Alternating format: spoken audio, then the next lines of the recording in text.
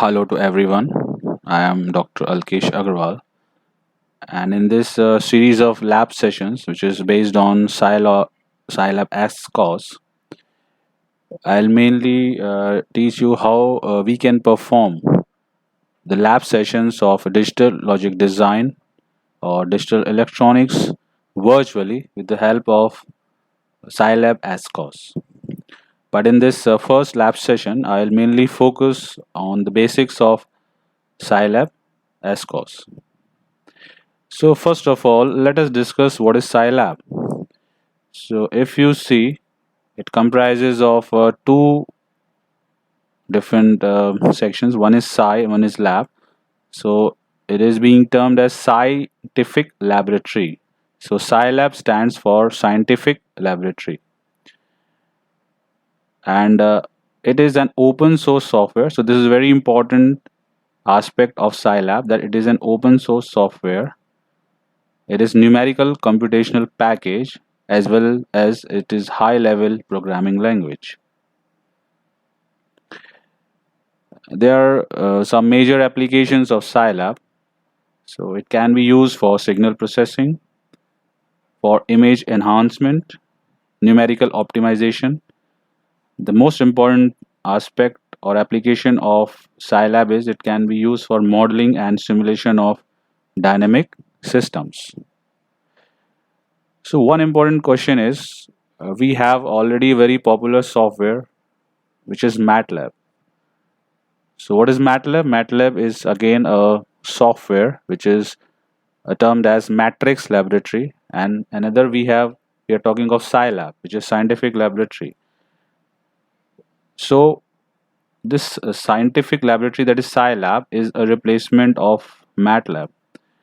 And what is the important aspect of Scilab, or what is the major advantage with Scilab, is it is an open software. That is, it can be easily one can easily download it without any cost, and we can do everything that can be done with the help of a MATLAB.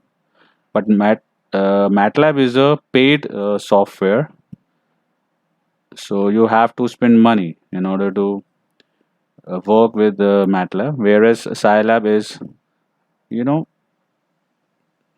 open software, and it can be easily available or can be downloaded and used for different purposes. So let us start with, so this is an official website which is www.scilab.org. I'll show you when you type this URL and click, you will this site will be opened up. From there you can download different versions of Scilab. So here I've shown you the icon of Scilab 6.1.0 version of Scilab. Again, I'll show you how you can do the same. Now once the Scilab is being downloaded, if you click on this icon, the different windows will be opened up. You can see here, one is the Scilab console, where you can execute different commands to check the functionality of those commands. Then you have a variable browser. Whatever variable you will use, that will be depicted in this window. Then you have command history. Whatever commands you use, that will be depicted in this command history window. And then you have file browser window. You can browse the file whatever you want to this window. So now let us see practically about and how we can download and how we can open up and how we can use this Scilab, and especially the Scilab S course. So if you type this www.scilab.org in this Google search engine, and if you just click on this, so you can see this website is opened up, and then you have different versions. You can see here we have different versions. So the latest version is Scilab 6.1.0. When you click on this, so this version is being opened up. Then again, you have two versions for 64-bit version and 32-bit version, whatever you want. That depends upon your laptop. If you click on this, your 64-bit version, so you can see it will start downloading. It will start downloading here. Here you can see, but already I have downloaded, so I'll cancel it. And once it is being downloaded, so you see this kind of icon will appear. This is an executable file, and once you will click on this executable file in order to install the software, so it will say yes, and this whole process continues. You have to select the language, you say okay, and since it's already been installed, so I'll not again reinstall it, but uh, the installation will again start. So now once it is being installed, so now I'm opening it.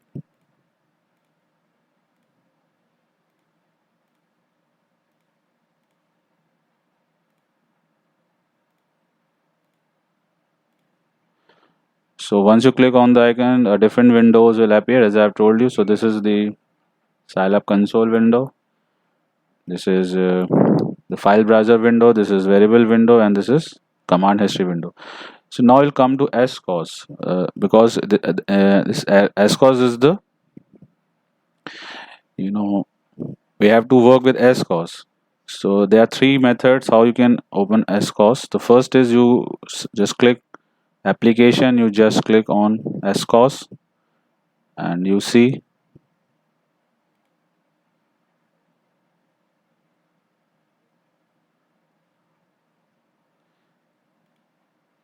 so see this opened up, SCOS opens up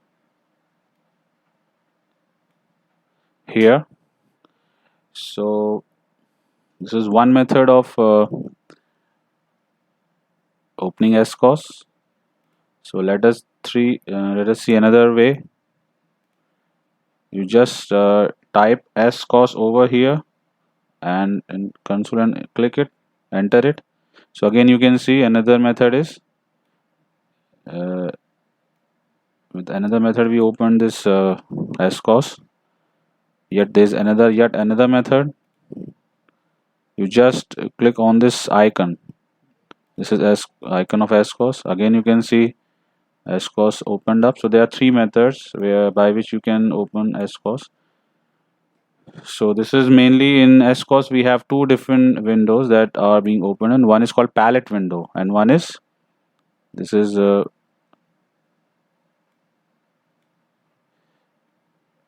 here you have written untitled SCOS. So you can design any system over here, either continuous or discrete, and you can run over here.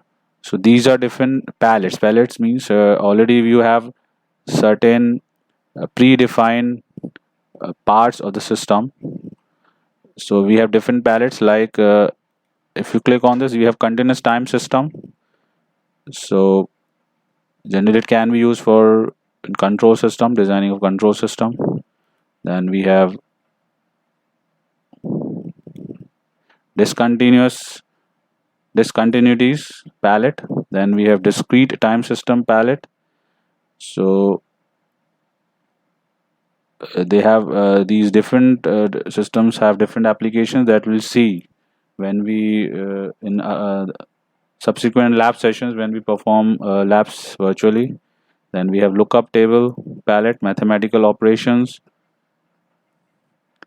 You can see different like square root, sine, signum, minimum, maximum, summation. So different mathematical operation, event handling, like you have a clock and trigger, if then, frequency block, and so many blocks. Then you have matrix palette in order to have matrix calculations in a system. Then this is electrical palette. So different electrical, systems are there. Integers. Here you can see flip flop, D flip flop, D latch, SR flip flop, logical, JK, then different ports and subsystem palette, zero crossing detection, signal routing. So you have mux, switch, demux, selector, okay, different switches, signal processing, quantizer, sample and hold, implicit palette. Then you have sinks. This is important. Sync means these are the systems where you can see or display the signals. So we have, scope. Like you have a CRO, so we have scope over here. We have two input scope or single input scope. Then these are sources of signals. You can see different signal like step function, sawtooth. Then you have pulse, RAM, square wave generators, sine wave, cosine wave generator, counter, constant value generator, and so on. And these are the palette for thermohydraulics. This is demonstration block, and these are user defined function where you can then generate your own blocks. So now let us see something. Suppose you have sink. So what you do? You just drag and drop over here. So you see, make it bigger. So this is a block of a scope which is taken from a sync palette. So you can see here you have these are ports. These are input port. These are input ports. Then so this, because this is a sync, it has only input ports.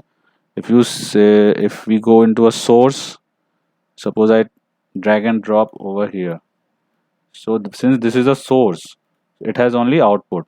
It has no input. So it has output port. In sync palette, which we have taken as a scope, it has input ports. Okay. If you see another square wave generator, so it has output port as well as a as well as an input port. So again, this is another block which has input port and output port. So like this, you can see we have different SCOS entities or blocks. Either we have input ports or output ports or both.